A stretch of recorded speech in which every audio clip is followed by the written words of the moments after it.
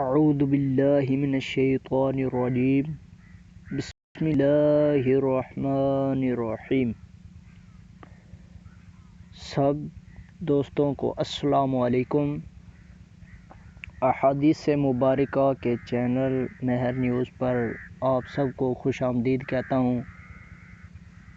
جو احادیث مبارکہ کا سلسلہ شروع کیا تھا، ہم آج اس کی حدیث نمبر 111 پر پہنچے ہیں۔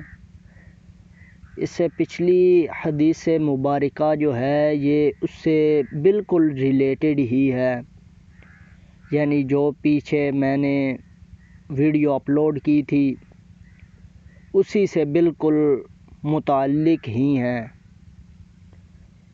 یہ 109 جو ہے اس سے یہ بالکل 110 جو حدیث نمبر ہے وہ ریلیٹڈ ہے، اس لیے میں نے یہ مناسب سمجھا کہ حدیث نمبر 111 پر چلتے ہیں۔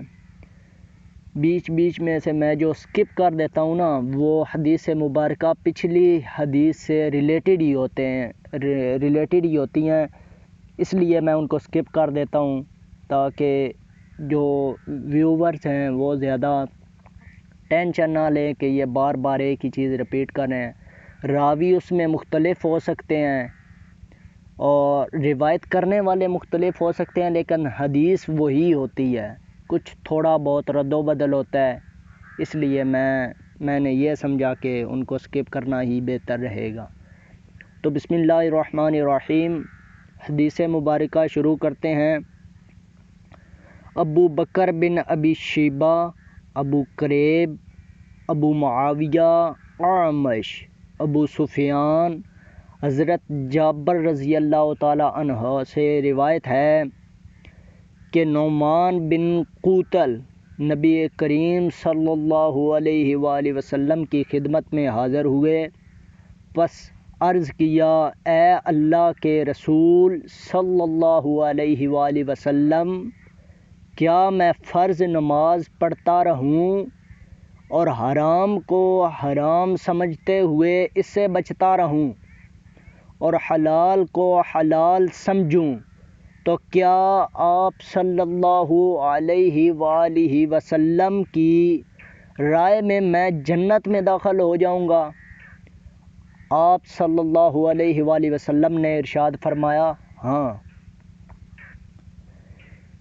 It is narrated on the authority of Jabir that Nu'man bin Qawfal came to the Holy Prophet, peace be upon him, and said, would I enter paradise if I say the obligatory prayers and deny myself that which is forbidden and treat that as lawful what has been made permissible by the Shara? The Holy Prophet, peace be upon him, replied in the affirmative. صدق اللہ العظیم۔